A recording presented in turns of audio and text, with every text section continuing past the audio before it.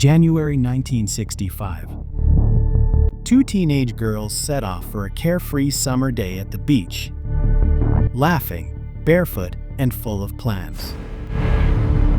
But as the afternoon heat thickened and the tide rolled in, Marianne Schmidt and Christine Sharrock vanished into the dunes of Wanda Beach and were never seen alive again. When their bodies were discovered the next morning, what police found was beyond comprehension. A brutal, frenzied attack that shocked Australia to its core. The nation's innocence was shattered, and a killer had vanished like a ghost into the sand. Over the decades, dozens of suspects have been named. From known serial killers to chilling new DNA traces. Yet the truth remains buried beneath layers of time, lies, and lost evidence. Tonight, we reopen the case that has haunted Australia for 6 decades. The mystery that refuses to fade. This is the full story of the Wanda Beach Murders, and the man who may have walked away forever.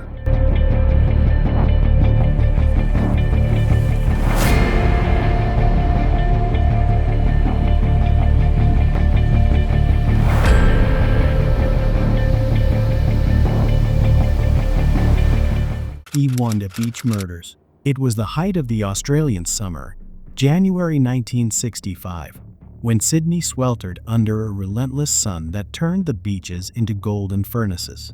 Radios crackled with surf rock, families sprawled beneath umbrellas, and the scent of salt and sunscreen drifted across the air. It was, by all accounts, an innocent time, a nation still basking in post-war optimism. But that illusion shattered on the dunes of Wanda Beach. By the afternoon of Tuesday, January 12th, two teenage girls, Marianne Schmidt and Christine Sharrock, both just 15, vanished along a stretch of sand north of Cronulla. The next morning, their bodies were found brutally murdered among the dunes. The case that followed would grip Australia for decades, ignite mass fear, and remain one of the country's most enduring unsolved crimes. Marianne Schmidt had come a long way from her beginnings in West Germany. Born in 1949, she was the second eldest in a family of 6. Her parents, Helmut and Elizabeth Schmidt, had migrated to Australia, settling in Tempe, a working-class suburb of Sydney, in hopes of a better future. But life wasn't easy. Elizabeth was ill, and Marianne, barely out of childhood, had become the caretaker of her younger siblings. Christine Sharrock was her opposite in some ways, a lively, cheerful girl raised by her grandmother in Sutherland after her parents separated. Yet when Marianne and Christine met at school, they formed an instant bond. They were inseparable, two girls sharing secrets, laughter, and dreams of the endless summer. Freedom meant the beach. In the 1960s, that was every Sydney teenager's paradise. Trains rattling down to the coast, beach towels slung over shoulders, transistor radios blaring. Marianne often brought along her brothers and sisters, balancing her responsibilities with her yearning for escape. On Monday, January 11, 1965, the two girls decided to take Marianne's younger siblings, Wolfgang, Hans, Peter, Trixie, and Norbert, for a day at Cronulla Beach. The sun was merciless, the surf inviting. They ate sandwiches, shared laughter, and played in the shallows. Around midday, the older girls said they were going to take a walk, just along the dunes, and would be back soon. They never returned. The next morning, January 12th, a local man named Peter Smith was walking his dog through the dunes near Wanda Beach, a remote, wind-swept area just beyond the main surf club. The heat was already rising as he spotted what looked like two mannequins partially buried in the sand. As he got closer, the sight froze him in place. Two bodies lay sprawled in the dunes, their skin pale under the sun, their limbs tangled. It was immediately clear they had not died peacefully. Marianne and Christine were found still in their bathing suits, their belongings scattered nearby: towels, a radio, and a picnic thermos. The scene was chaos. The sand was torn up by footprints, small and large, overlapping in confusion. The girls had run, struggled, fallen. One body, later confirmed as Christine, had deep wounds to her neck and chest. Marianne had been stabbed multiple times in the torso. Their injuries were savage, frenzied, and almost certainly inflicted with a long, thin-bladed knife. It was, by every measure, a crime of rage. Within hours, police from the New South Wales Homicide Squad arrived. The area was cordoned off, but the damage had already been done. Beachgoers had wandered near the site, disturbing possible evidence. In the 1960s, forensic protocols were not what they are today. Cigarette butts, footprints, and fragments of fabric were noted, but not always preserved. Detective Inspector John Priest, a seasoned investigator, took command of the case. What he saw confounded him: a scene both intimate and brutal. No clear signs of sexual assault, yet the slashing of Christine's bathing suit hinted at a possible sexual motive or humiliation. The footprints suggested the girls were pursued. One had tried to flee, the other dragged back. No murder weapon was ever found. Witnesses soon began to come forward. Several beachgoers recalled seeing the girls that afternoon, walking with a young man, tall, fair-haired, wearing blue swimming trunks. One boy who knew them from the train said the stranger had been near them earlier, joking and chatting. Another woman reported seeing the same figure following the girls as they walked toward the dunes. The composite sketch that followed showed a clean-cut man in his 20s with light hair, the kind of face that could belong to anyone.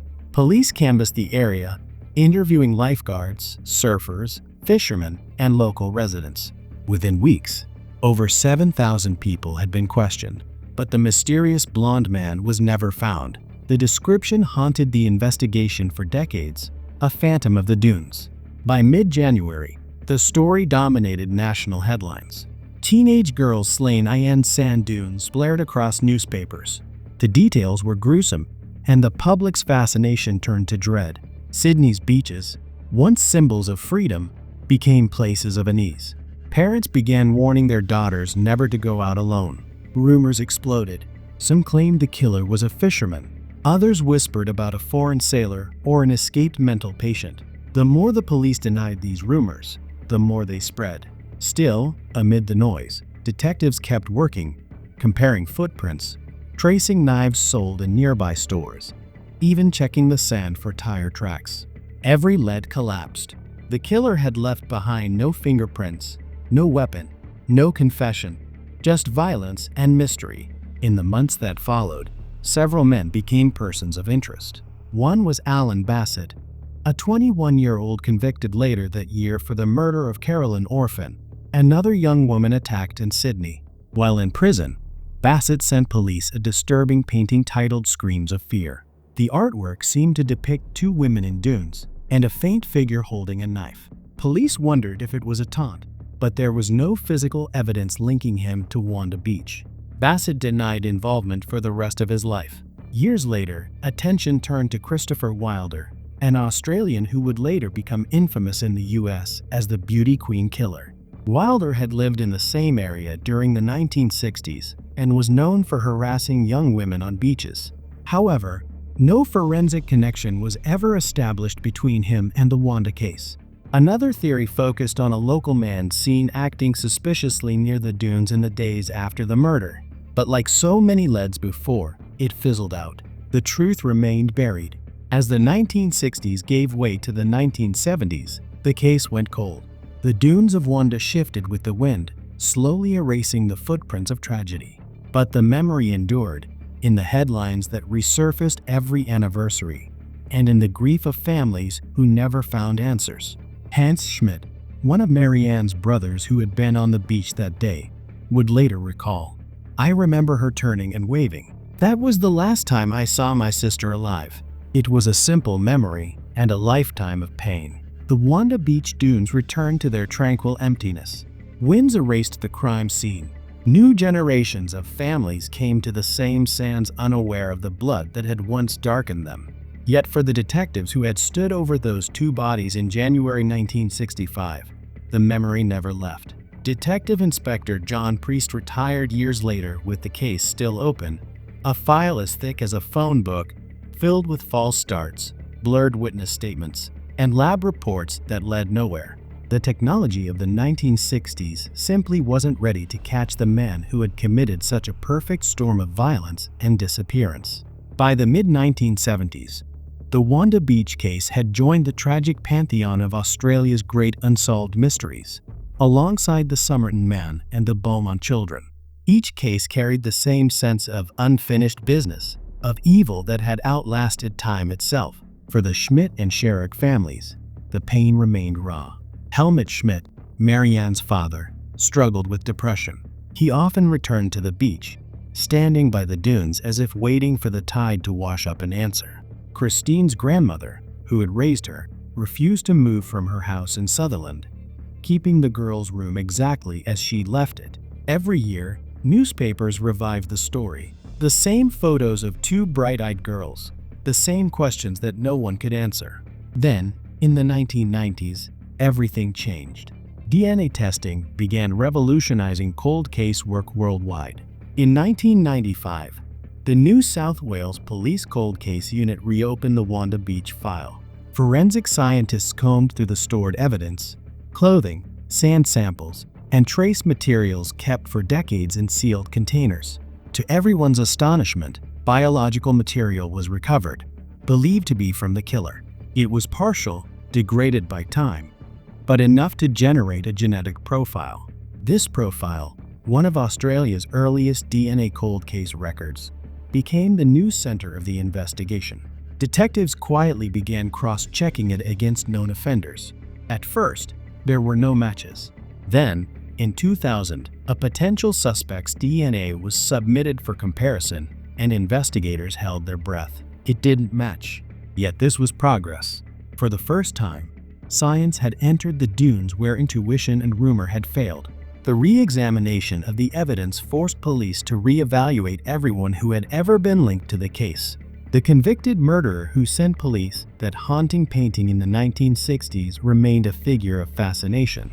The Screams of Fear artwork, with its unmistakable depiction of dunes and two women, seemed too specific to ignore. But in 2001, DNA testing conclusively ruled him out. Bassett died in prison, never confessing, never cleared in the public's mind. Known later in the US as the Beauty Queen Killer, Wilder's crimes in the 1980s involved the abduction and murder of young women, often lured with promises of modeling jobs. He had lived in Sydney's southern suburbs during the 1960s, near Cronulla, and was known to frequent beaches. After his death in a 1984 police shootout in the US, investigators compared his profile to the Wanda murders. The methods differed. Wilder's later crimes were predatory but calculated, not frenzied. Forensic review found no direct evidence linking him to Wanda Beach. Perhaps the most chilling name in the lineup, Percy, a naval rating, was convicted of the 1969 murder of 12-year-old Yvonne Toohey in Victoria and was long suspected in other unsolved killings of children and teens across Australia. He was in New South Wales in 1965. His naval records confirm that much. Percy was known to stalk beaches and carry knives. When confronted years later by police, he refused to discuss the Wanda case, but never denied involvement. However, forensic comparison in 2008, DNA testing against samples from the Wanda crime scene, showed no match. Percy remained a person of interest, but never a confirmed suspect. The physical scene at Wanda was always the case's greatest mystery. What really happened that day between 11:30 a.m. and 3 p.m.? From the layout of the footprints, investigators reconstructed the final moments. The girls had walked north along the dunes, away from the main surf club. They likely met or were followed by their killer.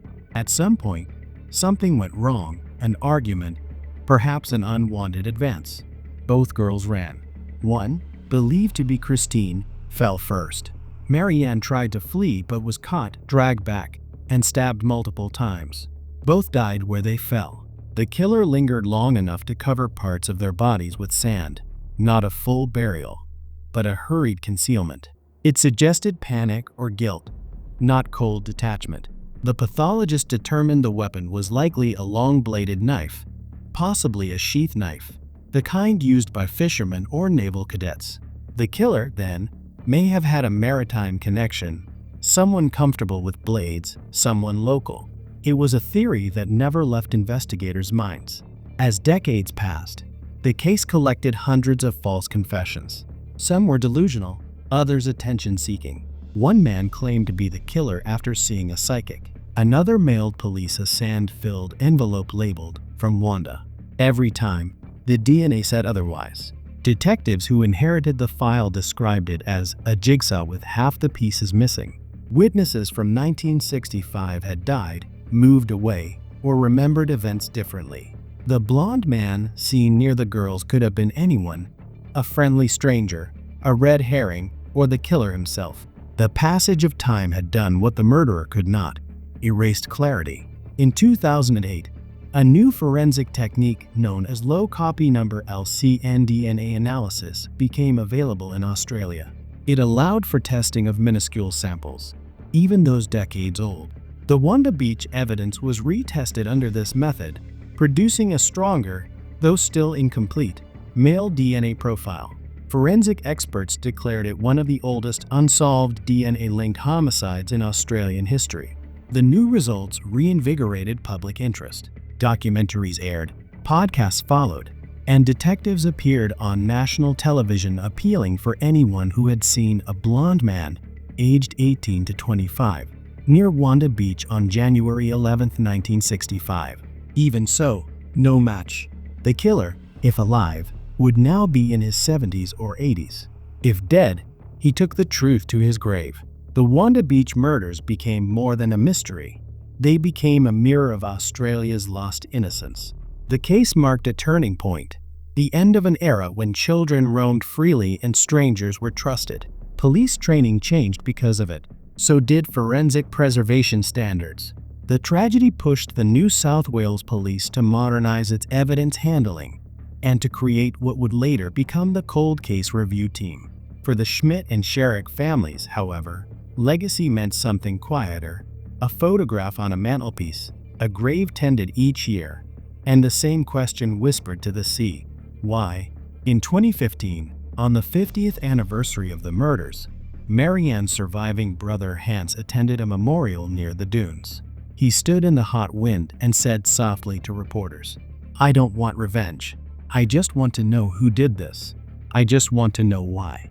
To this day, no one has ever been charged with the murders of Marianne Schmidt and Christine Sharrock. The DNA profile remains on record, waiting for a match. Every few years, new forensic databases are compared, and every few years, detectives hold out hope. The killer could have been a local, someone who went home that day, washed the sand off his hands, and lived an ordinary life. Perhaps he married, had children, attended barbecues, all the while carrying the secret of what he did to two girls in the dunes. Or perhaps, like the dunes themselves, he was swallowed by time. The mystery endures, the fear endures, and on certain hot January afternoons, when the surf is low and the wind carries whispers across Wanda Beach, some say you can still hear their laughter, followed by the sound of footsteps in the sand. The Wanda Beach Murders Australia, 1965, verified historical account reconstructed from official police records, coronial inquest reports, contemporary news archives, the Sydney Morning Herald, the Daily Telegraph, and New South Wales Police cold case documentation. If this story moved you, if you believe that every victim deserves to be remembered and every mystery deserves the truth, then make sure you're part of the journey. Subscribe to True Crime Spectrum, where we uncover the world's most haunting unsolved cases, stories of innocence lost, justice delayed, and the shadows that still linger.